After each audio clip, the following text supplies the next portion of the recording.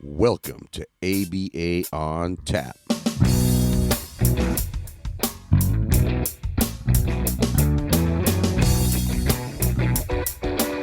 I'm Mike Rubio with Dan Lowry.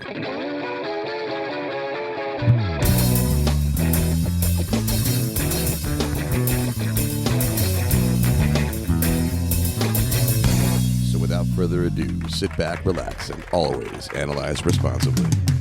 All right. Welcome back to yet another installment of ABA on Tap. I am your ever grateful co-host, Mike Rubio, along with Mr. Dan Lowry. Mr. Dan, happy Saturday to you. Happy Saturday, making some football adjustments, but Football adjustments, tried and true. We got to be honest about it. Today's going to be fun and easy, man. This is the second time around for this guest. We had to have him back on just because the first time he was on, it was incredibly fun.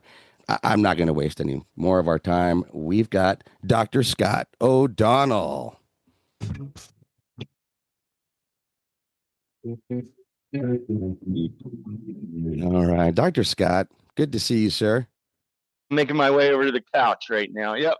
Hey, good to be here, guys. Let me give you your coffee guys. I'm mug. Back. Yeah, your coffee mug. Yeah, I got my coffee mug. You probably have some bourbon really, in there. Really it's cold. Yeah. Bourbon is kind of interesting, by the way, Mike. I thought bourbon was all strong, but I was looking at alcohol content. I don't really know much about bourbon, but I know you like bourbon. I do. Right. So almost too much, I would say. I thought it was high alcohol content, but it's not. It's like more like closer to wine or whatever. So let me see. It's pretty standard 80 proof, 40%. Oh, is it? I would say. Maybe. Now there might be some boutique stuff, or bourbon has gotten pretty popular. It's come back. I think it went away for a little while. So there are some things that are now bourbon style whiskeys that are finished differently. Maybe liqueurs. Yeah. So there's bourbon cream liqueurs out there.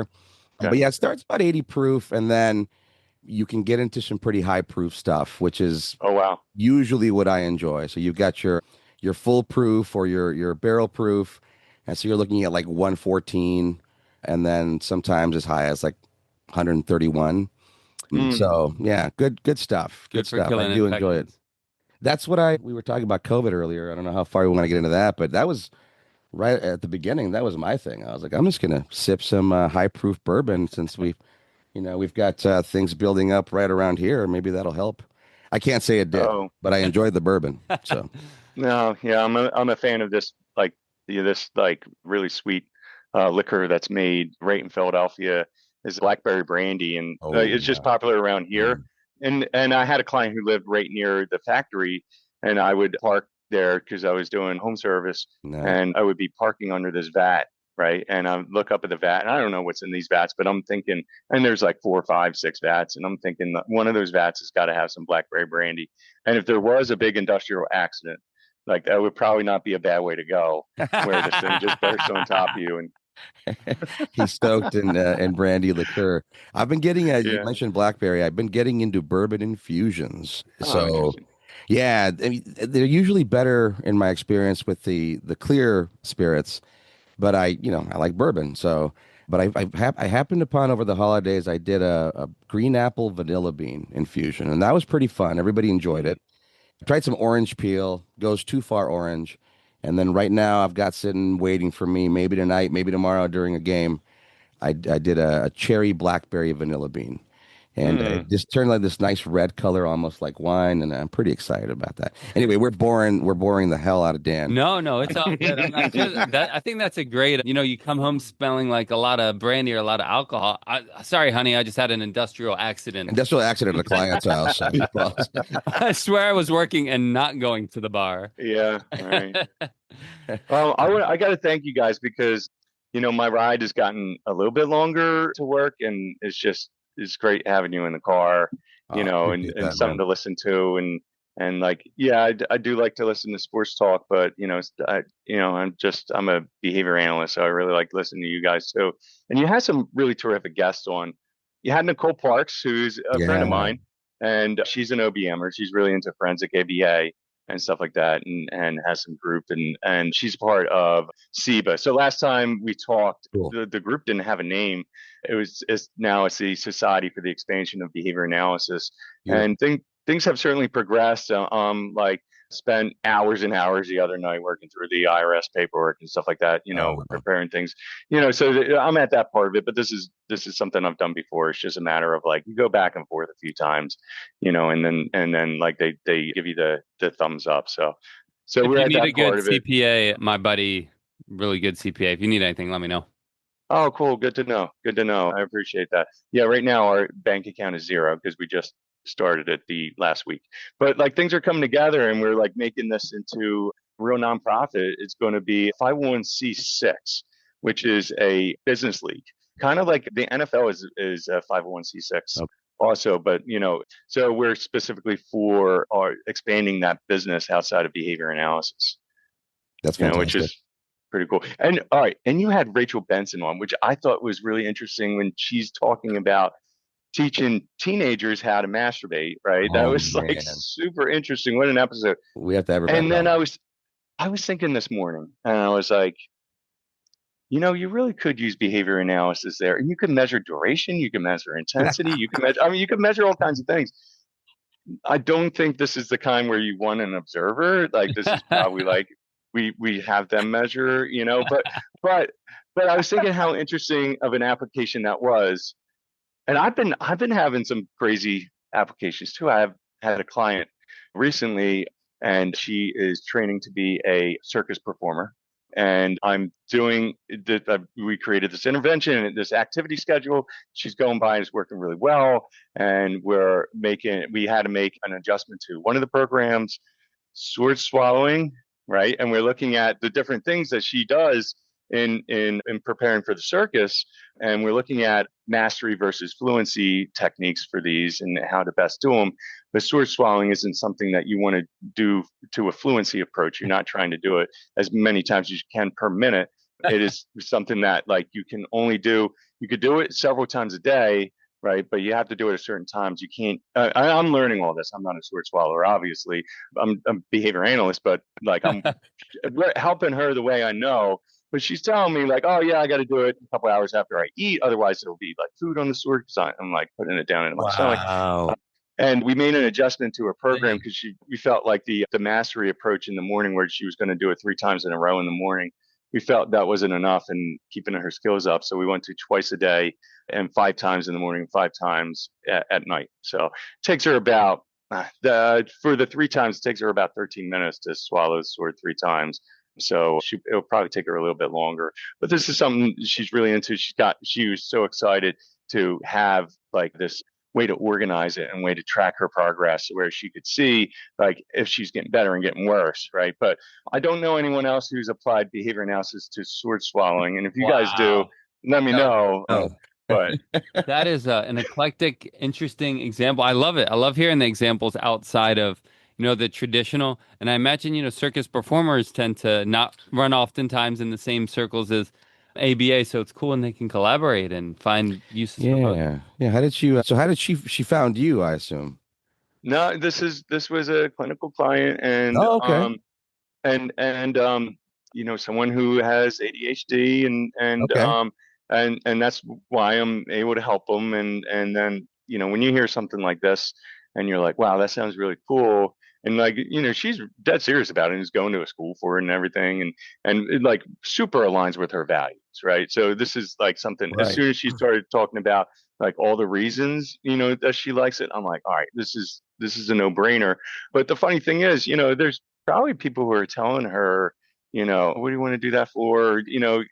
Kind of talking her out of it. And, here I am like, oh, I'm your new therapist. Oh, you want to be a circus performer? Let's do it. Just pushing her straight into it. Like, no, you're not just going to be any circus performer. You're going to be the best. You're going to be the best circus performer. That's super cool in the sense, and I hope I can explain this right, but the idea here is that this relationship may have started, as you were saying, from a clinical perspective with, certain labels, certain symptoms attached to those labels that traditionally people would have said, that's what you'll be responding to. But what you're doing is you're building up other behaviors that then might replace, to use that loosely, might Oh yeah, actually then yeah. improve overall. So it's not the purpose she may have come to you initially, but as you understood her values and her strengths, it was like, hey, we can explore this, and this will just kind of improve you overall, and that should help in the general sense as well as clinically. Yeah, well, a lot of times with ADHD, you're dealing with procrastination. I'm not able to start a task. I'm not able to do a task, and stuff like that. And the funny thing is, like, I mean, what intervention did I use? Activity schedule. How many activity schedules have you guys done? I mean, I'm sure you've done tons and tons of them. So it's not like all that different. It's just, yeah, I'm just using it with someone different, a different person, and Right. I'm not using it on them. I'm using it with them. We create it together, and that really does help her get into it. Like she definitely is into it, and she's super excited to be doing behavior science with it. Have you been able to learn a little bit about the what's involved in sword swallowing in terms of, I mean, there's got to be a lot of internal prep. She's manipulating, managing a lot of musculature, Hmm. in a sense. What have you learned about that? I mean, I have no Yeah, idea what that consists of. yeah, this is really interesting. And I'm glad we're talking about this because, the BACB is very much about like, oh, before you practice in another area with a different population Yeah. with different behaviors, you have Yeah. to find like, you have to get supervision, you have to get education in that area and stuff like that. And my thing is like, no, I have my methods, and as long as good with my methods, I can apply it to all different areas. And I knew that like I wasn't going to waste time trying to find a supervisor to teach me how to, or like someone who does behavior analysis with the circus performers. So I just asked her, and like instead of like having to rely on supervisor or someone to teach me that, I just said, what is involved with? Tell me a little bit more about your source following, so because that's kind of important. Is this something you could do to a fluency? Is it something you have to use a mastery Mhm. approach to?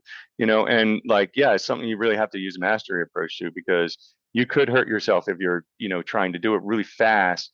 And if you're Right. doing it if you're doing it repetitive a lot over and over and over again, then yeah, you could cause damage. One of the more interesting things she told me about, and this is funny because like, I always subscribe to the code.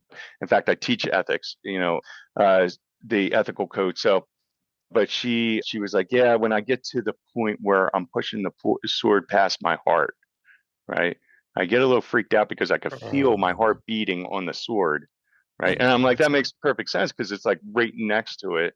And she says I could go down a little bit further, but like the way I do it, it's not as far down, but it looks really cool. It looks like it's really far down, and I want some super someone who really knew what they were doing to be there with me. I'm like, yeah, I agree with you. I think that if you do push yourself further, then you want to have someone who's like really experienced in it, who wants to Mhm. be there like for you. So I'm encouraging her to get supervision, education and supervision on it before she pushes herself further. But things are working really well with that client. Kind of Amazing. happy.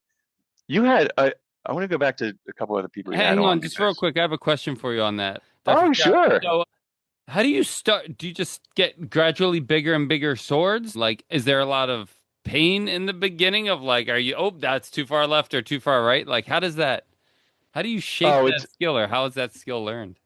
it's all technique, I think, and there's certain things I would imagine you go down like a list that's somewhat like a Mhm. task analysis. You have to do this first, do this second, and then and you are making room. I think a lot of it, like we're we're probably all really capable of it. We have to learn to get the voice box out of the way and move a couple, make sure that our throat's set up right. Amazing. But no one, none of us are going to try. That's the thing. Like, we're not going to get close to finding out if we can swallow swords because none of us in our rightful minds are going to stick a sword down our throat. But if someone who said like, oh, you could do this, and I'll show you how, and I'm with you, and I'll show you the steps. I'm sure that's how she learned. In fact, that's what she told me. People have Okay. shown her how to do it and shown her the technique. So it's a lot of technique, making sure your throat is a certain way and moving certain structures around, as that sword comes down and making sure you're not going to poke a hole in your heart, I think. That's amazing. A couple things, and then we'll get back to you there. But yeah, the ethics portion you were commenting on. We I recently started working with a child who became blind, and certainly out of my content expertise. So anybody out there listening who might want to offer me a hand, we're glad to entertain it and get some help. It's going well. I like the way you put it. It's really me going in with, being entrusted by his family to do so, and just kind of looking around the environment and saying, talk to me. So this is a challenge. Okay, let's think about this. Let's task analyze this. Let's see what we're going to do. What behaviors might make sense? What's within his reach? It's been an interesting. We kick around the phrase collaborative treatment all the time, and then there's a situation like this where I went to this kid's IEP and I was like, I'm listening to everybody really closely. I'm taking extensive notes because a lot of what I can help him do is get better at the things that those people who have content expertise need him to do better. So, from there, I feel like I'm within the guidelines of ethical practice. And then certainly if anybody out there is listening and wants to lend me a hand, let us know. And then I guess selective mutism was the other one that came up recently with one of our staff, part of our team who's looking at that and taking on a client. And, she was asking about the ethics. And I said, I feel confident that as long as we are systematic about our approach, we can do this and get the feedback from the family and sort of gauge the progress. And then, yes, we will continue looking for somebody to give us more guidance who has more experience because I'm sure they're out there. Now, for your client, I don't know, maybe David Blaine. I don't know if he's board certified, but that might be the guy to be able. That guy swallows like light bulbs or something. Do I remember that? Probably. Oh yeah, he does all kinds of crazy things. He does crazy stuff. Anyway, I'm going to kick it back to you. You've got a lot of good stuff for us. So you were going to segue into something else. Yeah, I was going to talk about Megan DeLeon Miller. You had her on too, and you guys were talking about. Yeah, you're talking about, and she's been in some SIBA meetings too. So several of these people that you've had have contributed, and you guys were talking about instructional control. Yeah. And it makes me think of the EAB research, and it makes me think of like the CyberRat preparation, which is CyberRat is a program that my EAB students are using. It's like a simulated rat, so we don't have to get the real rats and the Skinner boxes. We could just do the simulation now, and it's cool. Pretty good. But I was thinking of the first couple sessions, what you did the first couple sessions, right? And I was thinking about pairing. And you guys often talk about how things are lost, when you go from the lab to the living room. And I just want to go over this and see what you guys think of it. All right. Thank you. So the first session is apparatus habituation, where you just put the rat in the box and you just watch it. You're not doing anything. You're not giving anything. You're just sitting there watching the animal, and the animal is getting used to the box and getting used to you watching it, in the box. And then the second session is magazine training on a VT90 schedule reinforcement. So it's a variable time. It's not a contingent schedule. And it's just variable time delivery of reinforcement. And they'll deliver like 12 to 14 reinforcers without there being any contingent like responses required.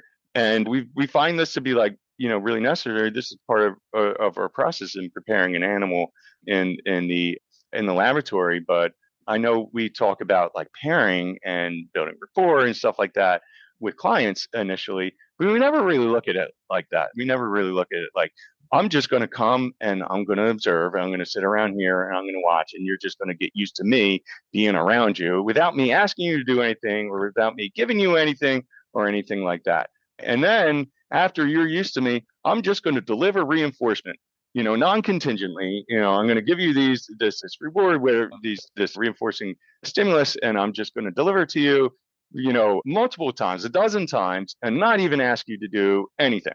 Yeah. Right? Just give it to you, and you're going to get used to me delivering reinforcement. And the funny thing is, this is kind of necessary. And I realized when I was working with a client why this is necessary, because the animal sometimes will be like surprised when the magazine pops up and there's food in there and might not eat from it right away, and it's kind of like, you can see like the surprise in the animal's face, but it's also like, oh, it's reinforcement and that's good. And I think about like a few times where I've had clients, young clients, and they might have autism or ODD or something like oppositional defiance disorder, right, or ADHD, or maybe a combination of the three, and them being in my office or being in the home, and just that first time when they're going to like receive contingent reinforcement, and it's almost like it surprises them, or they get blinded by it, for a second, like almost like it's oh, it's like too much, right? Like, and they don't like it, but then they start working for it. You know what I mean? And it's like, and I think like, well, maybe if I just got the client, just delivered reinforcers to the client, got him used to it first, we wouldn't have that. And that's really what we do in like the EAB in the lab. So I want to know what your guys' thoughts on that I was. love it. I love it. I love the connections you made there, and I think that's so. It's trying to capture this nuance, and as you were describing it, I was thinking about it. But I think it determines that difference between making the organism, if you will, do something, and then truly motivating them to do something. The difference between a child, doing for extrinsic reinforcement versus the idea that we have a relationship, and there's all these things that are hard for us to measure. This idea of trust and even rapport is hard to measure. And it's like, you've gotten used to me here. You know that I'm harmless. And now, in fact, I actually have a great deal of value. And then now that you know that and you're coming close to me, now I can start being more adult directed and having you do these tasks that are more target specific, or, whatever it is the treatment plan might talk about. And I think part of it is we just have a lot of young professionals that, and we've talked about this too, that just don't get enough of that side of the training. I think that most of us, we want to deploy them out to do the service. So we end up sort of doing this quick version of, how to build a cheeseburger at McDonald's. And it's, Mm-hmm. you put the bread, you slide all this on, and that's going to be the same cheeseburger every time. And then they hit different customers, and that doesn't work. And then it's disheartening. And we end up using a lot more of the extrinsic motivators, or, whatever those things are, in a way that maybe starts losing value, isn't as well coordinated or related to the task they're doing. Again, those things that we talk about where I feel a lot of it gets lost. But I love what you just described, especially so you said the apparatus habituation and then just the non-contingent reinforcement. Magazine training, yeah. Yeah, Mm-hmm. I mean, that's incredible. That's exactly right. I'm here. You have a reaction to me initially. If we're dealing with it with an actual rat, for example, and then all of a sudden, once you habituate to that, we're good. You're going to be in a different state of arousal, if you will, and maybe more prepared for this learning task. But yeah, thank you for sharing that. I'm going to take that straight to the living room. Well, that Oh, reminds me a straight to lot the of living room. like your reciprocal and contingent imitation process of how you wanted rapport to be Yeah. built with a lot of the clients, right? We're just going to come in and we're going to imitate them. We're not going to ask them to do anything, or Yeah, I and mean, that that's seems right up that alley. yeah, so it's I do this I borrowed from various other people, but this idea of contingent imitation, we all, do the autism treatment, we're very used to the nonverbal imitation traditionally. So this idea is contingent imitation and then linguistic mapping, which I talk to a lot of SLPs about, and they look at me like they've never heard it. I swear I borrowed it from them. But it's what you're describing. So I come in, is I'm doing an assessment. I'm talking to the parent, and I'll tell the parent, I may not do much with your child today. I just need to sit and I need to talk with you. And my intent is to make you feel very comfortable, because if your child's referencing you at all, which I'm sure they are, that's going to be their first cue that I'm cool. I'm okay. Mm. You're getting used to me. And then if at the end, anytime they make any sort of, pay attention, or they make any sort of overture, or they look at something in my bag, sure, I'll engage, to which usually I get a little withdrawal. And then the second appointment is where I come in, and it's like, hey, I'm here to pay attention to you, which means I might imitate some of the things you're doing and see how you respond to that. Is that going to bother you? In which case you can tell me no, and then I can stop. And that's already building a relationship. Maybe I imitate you and then you imitate me, and then I change the action and you imitate something new. And now we're really cooking. And as I'm doing Mm. that, I'm kind of talking, trying not to be overly loquacious, but I'm talking about what you're doing, what I'm doing, what's happening in the environment. Oh, is it trash truck day? Oh, did you hear that? Oh, is there a helicopter overhead? Again, all of these things that just begin to build what I see as that true rapport and that pairing. We have Mm. a lot of terms for it, and I think most of it gets overly boiled down to, I just need to say something and then you do it. And sure, that's a fine way to describe it. And then I think what you and I are talking about involves so many other operations in terms of motivation. And I know, again, these things that now we can't measure: the comfort, trust, reciprocity, the idea that, yeah, we have a relationship, and you know that if I'm asking you to do something, it's likely going to give you access to something else. So, there's a lot to be explored there for sure. I have a question for both of you gentlemen along the lines of what you're talking about.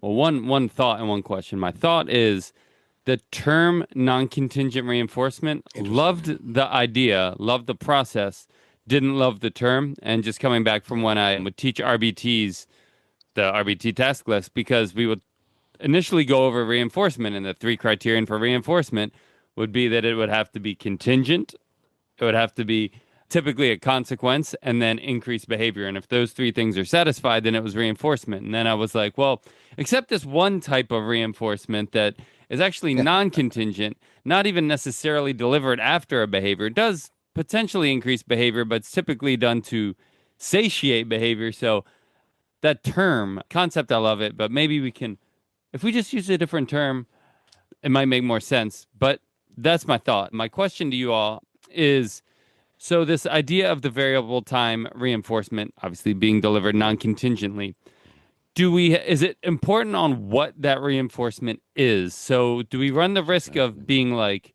transactional? I feel like that's something that's happened in, ABA, is that maybe the RBT or whatever, let's say we give the reinforcement every 20 minutes or whatever. If it's something completely extrinsic, then maybe the client sees the RBT as this person who comes and gives me things.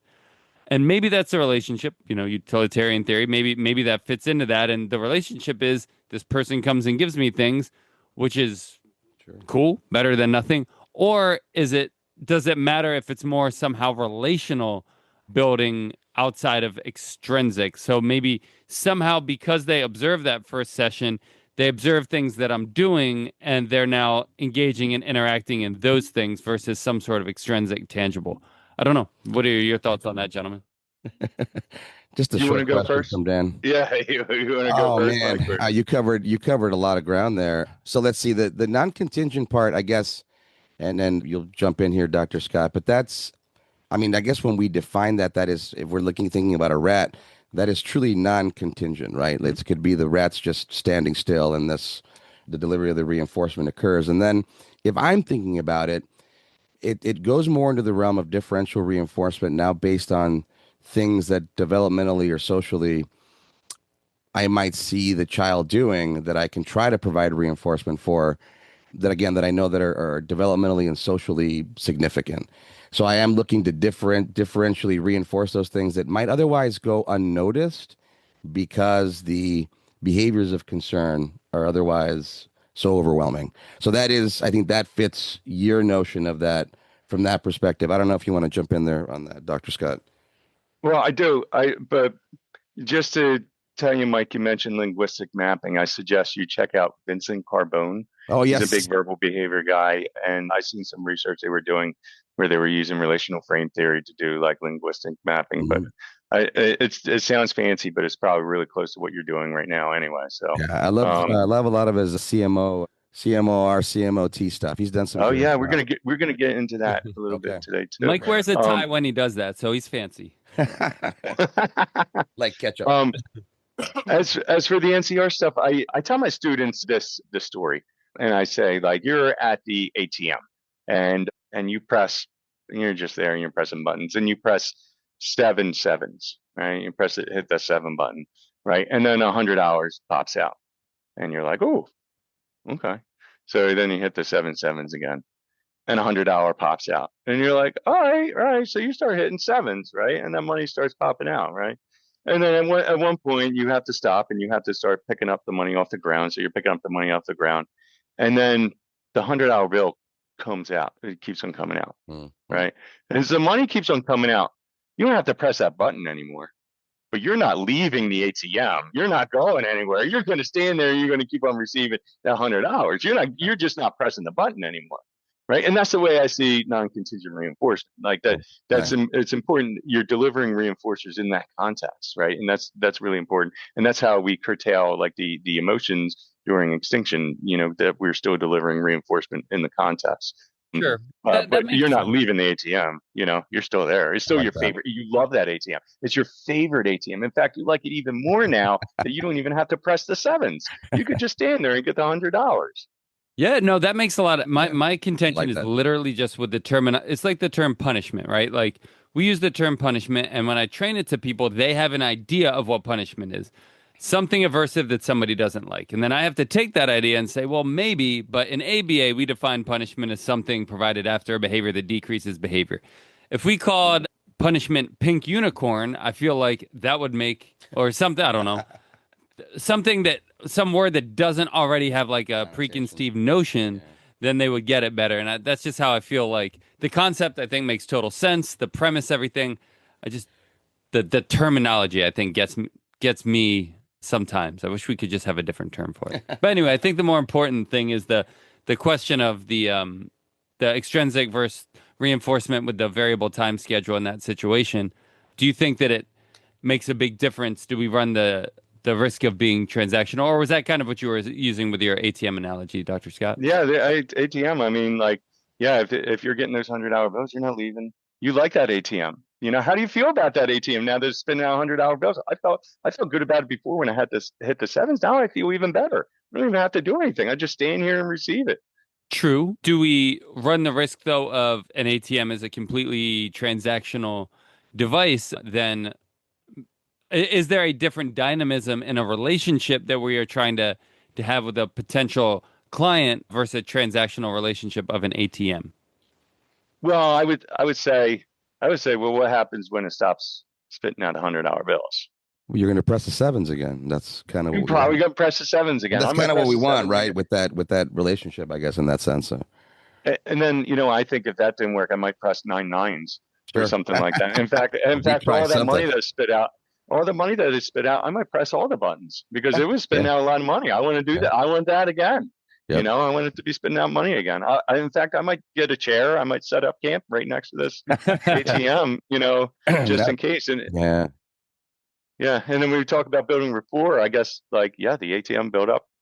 We built up a really good rapport. Yeah. Now that I you love want to that be right ATM. next to that ATM, you want to be right I, next to it. That's exactly I the want to way move right next to it. Yeah. yeah, that's exactly the way I feel about those first 3, 4 sessions is like if I'm paying attention to this child, for example, and there's a constant flow of reinforcement, not just in what I'm offering, but maybe in my reactions, maybe in my responses to them. Then by that fourth or fifth session, I'm going to show up and they're going to want to be close. And then now, okay, we've got these things that this thing called a treatment plan that I think would be helpful to you and your parents agree. And now I'm going to direct some of those tasks a little bit, more poignantly and more accurately.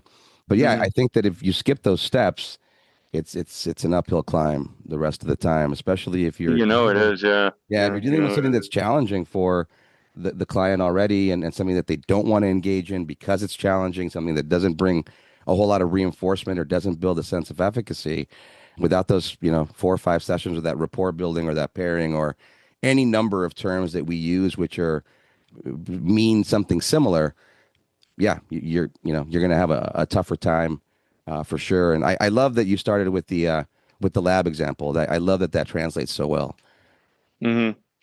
And to go back to Dan's example, it does matter who that person is. And like I guess that is one big takeaway when I was listening to Megan talk on your podcast. I was thinking about instructional control, Mm, and I was thinking about the study by Elizio. Some of the studies I might mention they're old ones, but they're really good good ones. one. Sure, sure. And he did one of the best examples of instructional control. He did an experiment with humans, right? And then he was having them turn a lever to avoid losing a nickel. This is back in 1979, Mm. so it's a nickel was, I guess, that mattered. We wouldn't care about losing a Got you nickel into the today, but movies. A lot of yeah. candy, a lot of candy. And then he gave them instructions, and sometimes the instructions were right, sometimes they were wrong, and it was really interesting. After they were wrong, then people just didn't pay attention to instructions anymore. But then, which I thought that was significant for practice because I'm like, here's evidence that like once you're wrong, and it results in that client, Mm. contacting an aversive or losing a reinforcer, then they might stop listening to you after that, Yep. right? And Yeah. I was thinking how important it is, and I've heard you guys talk about instructional control, but to see it and like whether someone's going to trust it, and then the other thing they showed the study is, would instructional control come under discriminative control? Could it be like, all right, the instructions on the purple paper versus the instruction on the yellow paper? And I imagine this would be like an analog to like receiving instructions from this teacher versus that teacher, right? And it does. It comes on. So it really depends on who's giving you the instruction. And this kind of makes a lot of sense when you think about it, because like attention, reinforcement in the form of attention is like that too. I want to be a good behavior scientist. And if I write a paper and my mom reads it and says, "Oh, you did such a great job," I wouldn't feel as fulfilled as if like the community of behavior scientists read my paper and were like, "Yeah, like, we want you to do a talk and do stuff like that. Great paper." Like you might, there's a lot of people who don't like the person in office right now.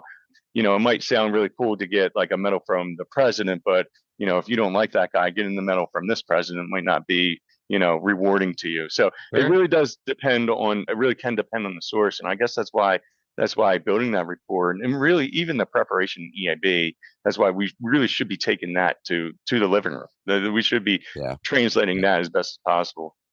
Yeah, I mean, it's where it all stems from, for sure. Like it's how we actively translate those particular experiments there to then toward a new application, right?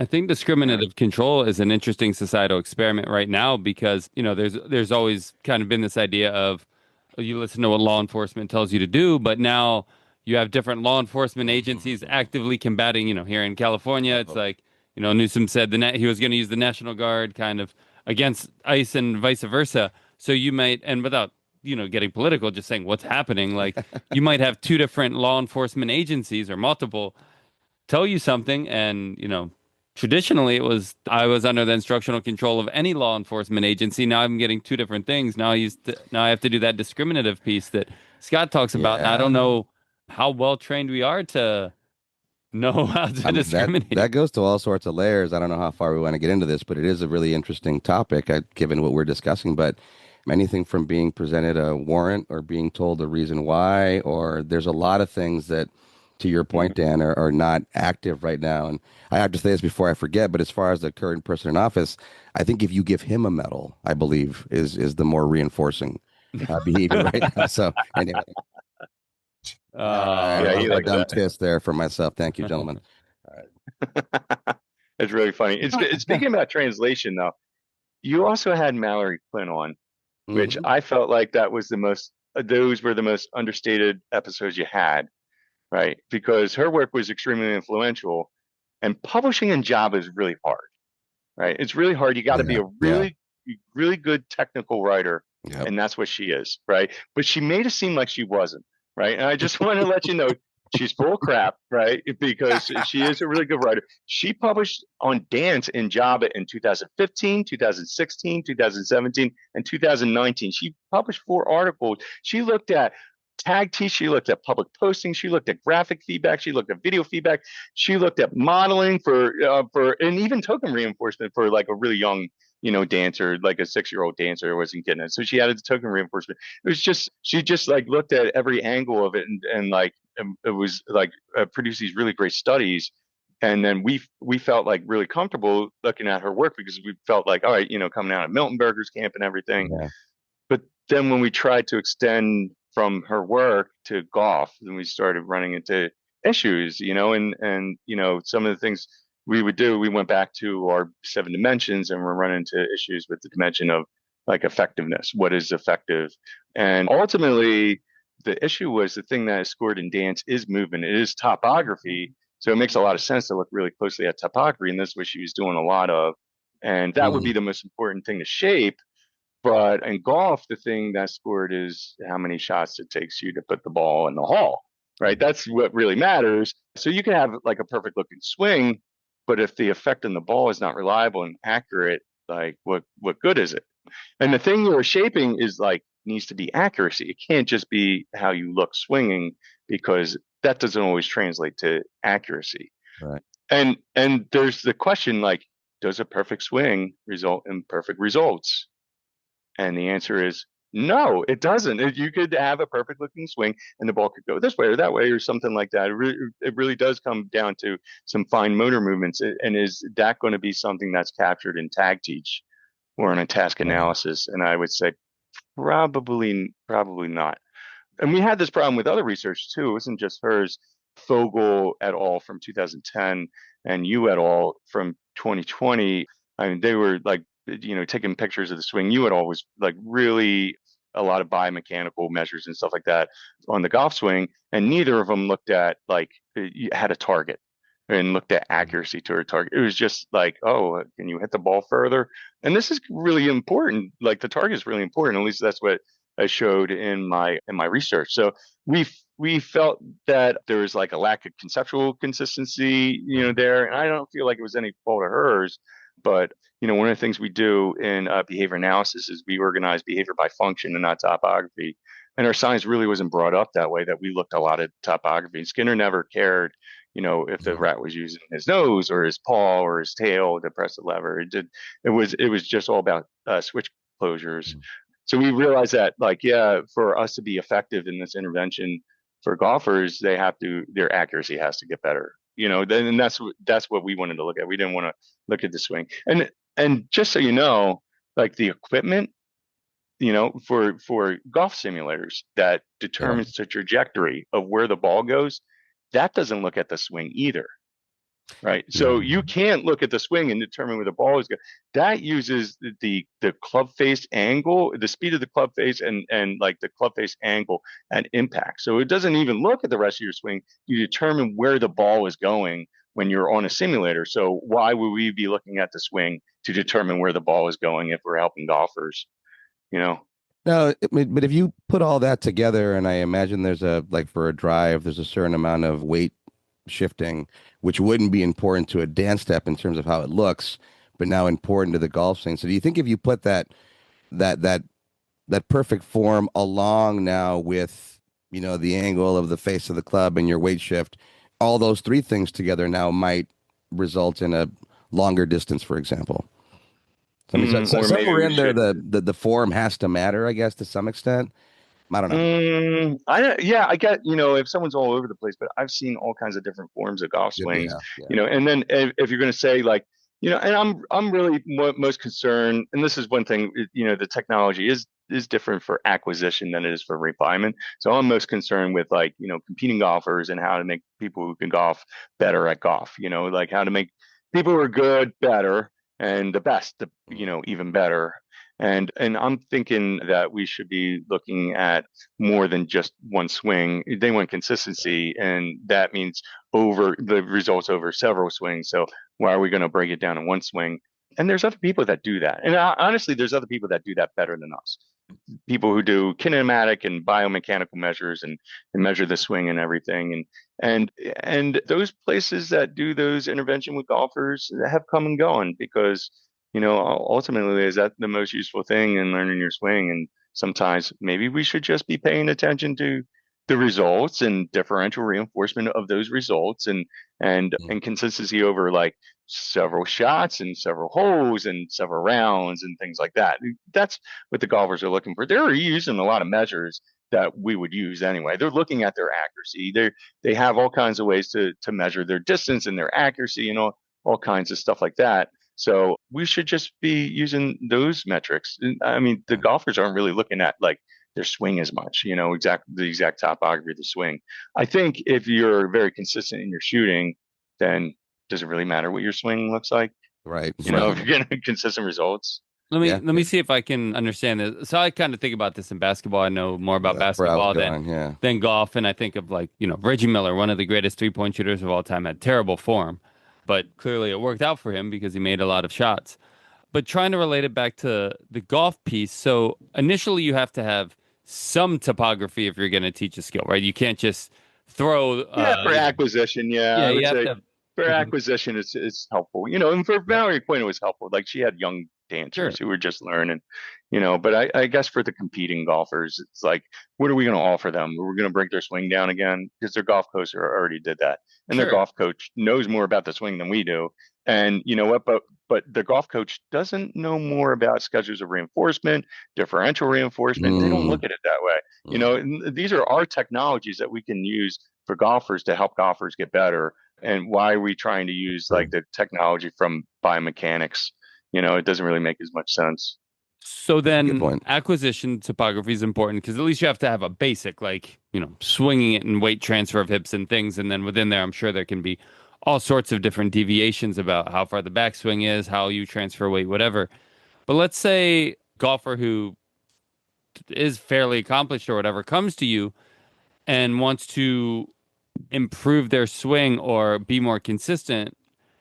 Are you not going to then look at the topography of their swing and say, to be more consistent, you need to like fix your weight transfer, bring the Hmm. like how are you going to give them tangible? Because we can't just look at the function and say to be more consistent, like make the ball in the hole more. Don't we have to give them something a little more tangible? Well, I like differential reinforcement, Yeah. especially like when you're talking about like, because you're not going to look at their form and get them, if they're shooting a ball 130 yards and they're like a yard off, get them to shoot it 131 yards by looking at their form. I don't see any way to tag that or Hmm. any way to make adjustments on your form when you're talking about like, very small, changes. But I really feel like the best way for us to do that is differential reinforcement. And I think we could do things like use like Bicker's equation to do percentile schedules and reinforce the top 80% of responses and things like that. And I think that would probably be more helpful than looking at their swing. There's a reason why that has not been successful at helping golfers. Like, because and I don't think we should go there and try to make it successful because honestly, our technology doesn't, it's not as good as some of the other technology I've seen. Like, what do we have? A task analysis? I mean, they're using like fit to a bio model. They got like these like little like these reflective balls all over a person, like all over the person, all over the club, right? And we're using a task analysis. So our technology looks primitive compared to theirs in measuring like form. And I don't think we should even go there with their technology because we have our own that's going to help golfers, and we should just use our technology to help golfers instead of borrowing from other sciences. But this is not just a problem that was in golf. There's other things that I had seen. Like for example, O'Neill and Miltenberger put something out on in 2020 on behavioral skills training for field hockey, and they use a task analysis. And they were also measuring, and this is what I think is interesting when you have the task analysis and you're measuring accuracy at the same time, right? So we saw like these increases in the task analysis. They're getting better on the task analysis. That's great. They're hitting 100%. Are they more accurate at shooting? No, they're not. Okay, so that's fine. They look better, but they want to be more accurate at shooting. Are we effective? Is that an effective intervention? I would say no. And it wasn't just that. Cladopoulos and McComas did basketball free throws, right? And they did task analysis too. And they were getting people up to 100% on the task analysis. And their free throws range from like 3 out of 10 to like 10 out of 10. So there's this big range. It wasn't like, it wasn't like, oh, we see them get better at the task analysis. And when we see them get equally as better at the task. It's not like that. So what are we using? What like what are we doing to improve their percentages of free throws or goal scoring or making the ball in the hole? That's maybe what I'm Yeah. not understanding. Oh, what are we doing to do it? Yeah. Well, they have this task analysis using behavioral skills training. So they're like going through each of the steps, working on form, and stuff like that. And I've seen studies that measured form and they measured accuracy side by side, like really measured it with like Mhm. biomechanics. And this was a study where they were looking at putting for golfers, and the form they were measuring is would the player be more pendulum like when they swing, but they also measured like how accurate they were. And this was a group study. They had a couple groups, and one group started one way first, the other group started the other way, and they both had improvements. And the group that was focusing on their form didn't improve as well at first than the group that was focusing on like just try to get the ball closer to the hole, right? That's what they're trying to do. Forget your form, just try to get the ball closer to the hole. And then they had switched, and the results kind of switched back. So it might even be like, what do you need at that time? And like, yeah, maybe practice and form, can help some.